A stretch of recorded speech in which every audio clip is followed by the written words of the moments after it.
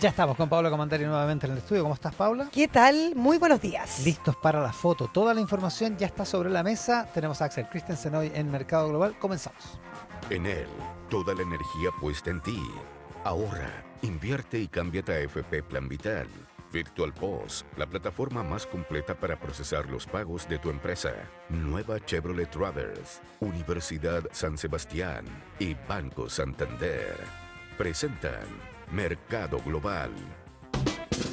Comenzando con la noticia del día, Paula. Contarles que Donald Trump ahora acusa a China de violar su tregua arancelaria de 2 semanas con Estados Unidos, amenazando con reavivar la guerra comercial entre las dos economías más grandes del planeta. Hace 2 semanas, durante conversaciones en Ginebra, China y Estados Unidos alcanzaron un acuerdo que reduciría temporalmente sus aranceles mutuos, los que habrían llegado a dispararse hasta el 145%.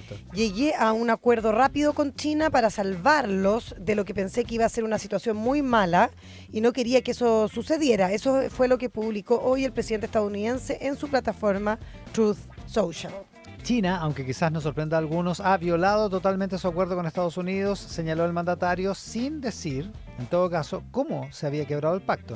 Sus comentarios sugieren, Iván, que las tensiones están aumentando entre las dos potencias económicas después del lento progreso en las conversaciones sobre su relación comercial a largo plazo. El secretario del Tesoro de Estados Unidos, Scott Bessent, dijo ayer que las conversaciones comerciales con China estaban un poco estancadas y podrían necesitar ser revitalizadas con una llamada entre Trump y el presidente Xi Jinping. Desde el acuerdo transitorio de 90 días ha habido pocos anuncios, la verdad, pocos anuncios públicos sobre las conversaciones de ambas partes y en su lugar la administración Trump ha impuesto más restricciones al uso de tecnología estadounidense por parte de las empresas chinas. Claro, pero hace 2 semanas todo el mundo y los mercados recibieron con alivio la pausa y ahora 2 semanas después ya no el nerviosismo en los mercados porque ahora Trump pone en duda toda la tregua. No, sí, es increíble porque hay una incertidumbre ya como internalizada en los mercados de que esto va a ser arriba y abajo en una ola gigantesca con niveles muy distintos a propósito de decisiones muy, muy erráticas. Es la noticia del día en Mercado Global. Mercado Global. Tele 13 Radio. Axel Christensen nos va a ayudar a entender estas materias y otras más. ¿Cómo estás, Axel? Buenos días. Buenos días, Iván. Buenos días, Paula. ¿Cómo están? ¿Qué tal, Axel Christensen? Bueno, voy a partir de hecho por lo que estábamos hablando y comentar sobre esta decisión, porque como decía Iván, el mundo entero celebró la postergación de la puesta en vigencia de los aranceles entre China y Estados Unidos. Y resulta que, de alguna manera, dinos tú, Axel, pero si el mercado, los analistas, el mundo inversor siente esta fragilidad, se percibe en el mundo financiero, considerando lo que sucedió hoy, que es que Donald Trump pone en entredicho ese entendimiento. Bueno, efectivamente, Paula, yo creo que aquí hay dos aristas que hay que evaluar. Por un lado, efectivamente, este tira y afloja que hemos visto en el tema arancelario, que por un lado tiene las Cortes suspendiendo temporalmente al menos las órdenes digamos, ejecutivas que tienen lugar a los incrementos arancelarios. Y después tiene otra Corte, en este caso, que pone, digamos, en nada esas primeras determinaciones y el anuncio adicional de Trump de acusar a China de que no está cumpliendo con su parte del deal. En ese sentido, obviamente, piensen ustedes la implicación que no solamente tiene esto para los mercados financieros, sino que para exportadores, ya sea en Chile, en México, donde ustedes quieran poner al exportador. Este zigzagueo, digamos, continuo, crea muchísima incertidumbre. O sea, no se sabe si tienen que estas empresas recalibrar su cadena logística, es decir, buscar otros, por ejemplo, empresas de insumos, renegociar precios con sus distribuidores o simplemente asumir costos. Entonces este riesgo político se ha vuelto cada vez más importante que, no sé, que los riesgos económicos típicos, no sé, el tipo de cambio, el tipo de cosas. Así que eso por un lado. Ahora, donde uno también explica cierto alivio del mercado que ha sido en estos últimos días, Paula, en que al menos las determinaciones iniciales de las Cortes como que le ponen cierto límite hasta dónde puede llegar el gobierno de Trump en sus medidas, que esto no es hacia el infinito y más allá, como diría Batía, digamos, sino tiene de alguna manera un borde, a partir del cual ya empiezan a saltar algunos tapones, en este caso algunos, digamos, determinaciones del poder judicial en Estados Unidos. Así que yo creo que el mercado está un poquito ambivalente entre las dos cosas, la incertidumbre por un lado, pero por otro lado cierto reforzamiento de la institucionalidad de Estados Unidos que está un poco entredicho desde el comienzo de esta administración. Claro, igual el tema de las cortes, porque pasó lo mismo a propósito de la eliminación de alumnos extranjeros en Harvard, que la Corte también le pone ahí un paralé, y esto está ocurriendo también con esta orden judicial contra los aranceles de Trump sobre la Unión Europea, pero concretamente, ¿qué significa esa orden judicial? Porque claro, él está borrando todos los límites, él está pasando por sobre todo, entonces uno tiene la sensación de que incluso podría pasar sobre estas órdenes judiciales, o eso no lo estás viendo así. Entiendo lo que dijo la Casa Blanca, es que ellos van a tomar las medidas utilizando otros canales legales que dejen de alguna manera fuera el que está siendo cuestionado por las Cortes, que tiene que ver con el usar este canal que usualmente se aplicaba solamente en situaciones muy, muy excepcionales, típicamente cuando había un conflicto, es decir, cuando Estados Unidos está en conflicto con algún país, piensen en Alemania durante la Segunda Guerra Mundial o Japón, ahí podía imponer este tipo de medidas arancelarias, pero no es la situación ahora, y es por eso que estas Cortes están fallando en contra, diciendo que aquí es improcedente este tipo de aplicación y por lo tanto llamando inconstitucional, es decir, saliéndose del ámbito de lo que el Poder Ejecutivo tiene potestad. Recordemos que en Estados Unidos la decisión de política comercial finalmente está entregado en el Legislativo, en el Congreso, y en ese sentido está el cuestionamiento del Poder Judicial, que al final de cuentas es el que interpreta las leyes, Paula. Oye, vuelvo a Chile, Axel, porque no quiero dejar de conversar sobre el aumento del desempleo que informó el INE ayer y estas dificultades para generar empleo formal que mencionó en entrevista con Iván más temprano el ministro de Economía, Nicolás Grau, en contraposición contra lo que considera, por ejemplo, el economista David Bravo, que es experto en temas laboral, que dice que aquí hay un impacto en el empleo muy grande, que no hemos recuperado nuestro empleo y nuestro escenario el que teníamos antes de la pandemia. Entonces, hay dos visiones como contrapuestas entre las autoridades de gobierno y economistas que están mirándolo desde afuera.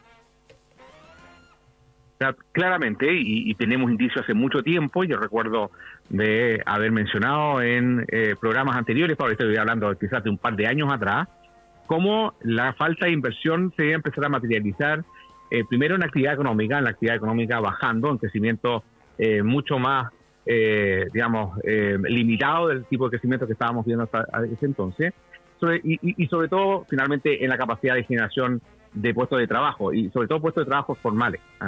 Entonces, obviamente hay en la inversión o la falta de inversión un factor importante que el propio ministro, que lo escuchaba más temprano hoy, hacía referencia de cómo el gobierno está tomando medidas para, por lo menos, atender los problemas de permiso que han limitado la inversión.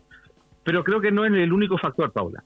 Hay otros factores que también pueden explicar por qué las empresas, al menos están contratando a menos personas en empleos formales. Y no hay que ir muy lejos, hay que ir viendo de alguna manera cuáles han sido algunas de las reformas que ha llevado a cargo a este gobierno, y que si bien pueden ser buenas noticias en términos de mejorar las condiciones laborales, como reducir ¿no es cierto?, la semana laboral a 40 horas, eso obviamente tiene repercusiones en la capacidad de contratación que tienen las empresas, porque este ajuste a 40 horas no tuvo un ajuste de remuneraciones, o sea, tienen que pagar los mismos sueldos con trabajadores que están trabajando menos horas.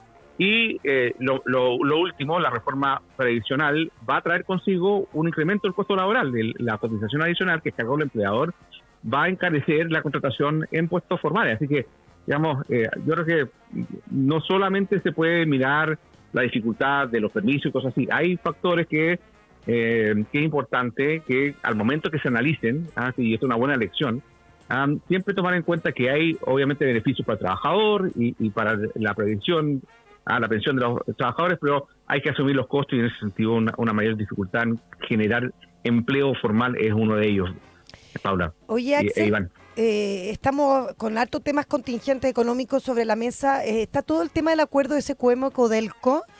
¿Cómo lo está analizando el mundo financiero? ¿Ve como una posibilidad real que se caiga este entendimiento? Yo creo que es muy pronto decirlo, Paula. Si bien yo no soy experto específico en lo que hace SQM, digamos, creo que mi experiencia es que más que tomar decisiones sobre quizás las especulaciones que pueden haber sobre respecto al acuerdo, en general se esperan en que las noticias de alguna manera vayan decantando y la propia empresa tenga que entregar información que sea relevante para el mercado. Así que yo esperaría que las cosas se desarrollen antes de ver movimientos importantes en los precios de las acciones, Paula. Faltan pocos meses para que eso se termine de concretar. De todas maneras, dentro de este año, Axel Christensen con el comentario de los viernes aquí en Mercado Global. Axel, un placer como siempre. Igualmente, Iván, que esté muy bien. Muchas Adiós, gracias, Axel. Muy buen fin de semana. Noticias económicas que dan vuelta al mundo. Mercado Global. Andrea Rivera tiene el resumen de las noticias. En Tele 13 Radio, Jorge Quirós, fundador y socio de Quirós y Asociados, calificó de irrespetuosos los dichos del presidente del directorio de Codelco, Máximo Pacheco, que calificó de estudio de servilleta el informe que cuestiona el acuerdo de la minera estatal y SQM. En Tele 13 Radio, el economista afirmó que acá hubo una motivación política para no realizar una licitación y afirmó que el directorio de Codelco tomó una decisión temeraria al no tener un estudio acabado. A juicio de Jorge Quirós, aún están a tiempo de echar pie atrás a este rumbo. El ministro de Economía, Nicolás Grau, refutó los dichos de Jorge Quirós y afirmó que sus expresiones tienen una serie de problemas, entre ellas que es un estudio contratado por la parte interesada y no considera algunos elementos de transferencias de activos. En TLTC Radio, el ministro Grau descartó que la condición insalvable para el acuerdo fuera que el gobierno tuviese participación en el proceso productivo del litio antes del 2030. Este viernes comenzó el periodo de propaganda electoral para las primarias oficialistas. La candidata comunista Yanet Jara inició su campaña con un banderazo. El Frente Amplista Gonzalo Vinter comenzó sus actividades en Estación Central. La banderada del socialismo democrático Carolina Toá llegó hasta el Metro Universidad de Chile en la previa de su lanzamiento de campaña este sábado en el centro de Santiago. Y Jaime Mulet, de la Federación Regionalista Verde Social, participó en un desayuno y diálogo ciudadano en Rancagua. La Fiscalía del Biobío informó de la detención de un adolescente por el ataque a balazos en el Colegio Nuevo Horizonte de San Pedro de la Paz y que dejó 3 estudiantes heridos. El aprendido tiene 17 años y hoy se realizará la audiencia de control de detención mientras continúan las diligencias. El ministro de Educación, Nicolás Cataldo, se trasladó a la zona y afirmó que este hecho es excepcional y anunció resguardo policial para la escuela y de la comunidad educativa.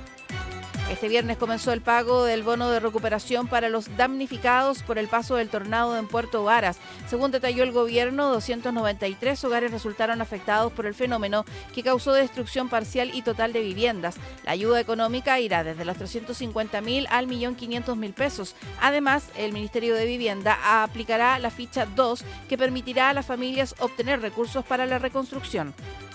Donald Trump acusó a China de haber violado el acuerdo que permitió rebajar los aranceles comerciales. El presidente de Estados Unidos dijo que gracias al pacto, Beijing se había salvado de una situación económica muy mala. Según Trump, el efecto de los aranceles fue devastador en el gigante asiático, donde muchas fábricas cerraron y hubo, dijo por decirlo suavemente, disturbios civiles.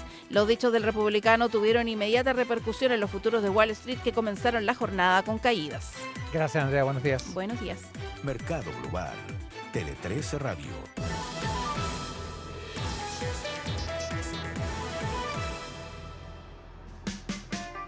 Uy, estamos atrasados. Datos al cierre. Paula Comandari. Rápidamente contarles que grupos estadounidenses como OpenAI, que compiten por desarrollar inteligencia artificial, corren el riesgo de ser superados por rivales más baratos como DeepSeek de China, según la estrella inversionista y analista Mary Meeker, cuyas presentaciones sobre tendencias tecnológicas se siguen en todo Silicon Valley. Meeker, una de las primeras en respaldar empresas como Meta, Spotify y Airbnb, declaró al Financial Times que los nuevos avances en IA crearán varias empresas con un valor de $10 billones y más, y probablemente no todas estarán radicadas en Norteamérica. Añadió que la creación de riqueza será extraordinaria porque no habíamos visto antes un mercado de 5.000 millones de usuarios al que se pudiera acceder con tanta facilidad. Su último informe sobre la evolución del sector destaca los crecientes desafíos que afrontan los grupos estadounidenses que han tomado la iniciativa en el desarrollo de grandes modelos de lenguaje. Datos al cierre en esta edición de Mercado Global. Saludo para nuestros auspiciadores. A esta hora, Enel cuenta con un protocolo de atención telefónica preferencial para pacientes electrodependientes en hospitalización domiciliaria. Te invitamos a inscribirte en todalaenergia.cl o en la oficina comercial Enel más cercana. Virtual Post brinda a tu empresa la más completa plataforma para el procesamiento de pagos. Virtual Post conecta a tu empresa de forma segura, transparente y flexible con todos los medios de pago. Únete a las miles de empresas que ya han digitalizado sus pagos con Virtual Post. Conoce más en virtualpost.cl. Atención que si tienes un negocio, este dato es para ti. Ahora con la maquinita de GetNet tus clientes pueden pagar las cuentas, cargar la VIP y recargar celulares prepago, y tú, de pasadita, les puedes vender algo para el camino. Con GetNet tienes todo para crecer. Conoce más y contrata en getnet.cl. En lo que dura esta mención puedes cambiarte a AFP Plan Vital. Sí, porque en AFP Plan Vital puedes hacer tu traspaso simple y fácil desde su web, planvital.cl, vía WhatsApp o a través de videollamada con un ejecutivo. Ahorra, invierte, cámbiate con confianza, cámbiate a AFP Plan Vital.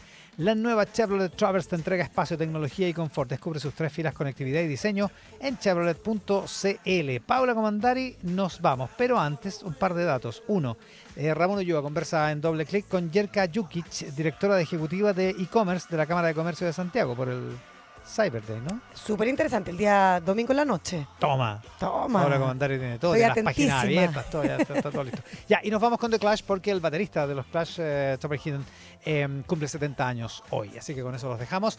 Invitados para Ramón Ulloa y Doble Clic. Paula, que tengas buen fin de semana. Tú también. Un abrazo para todos.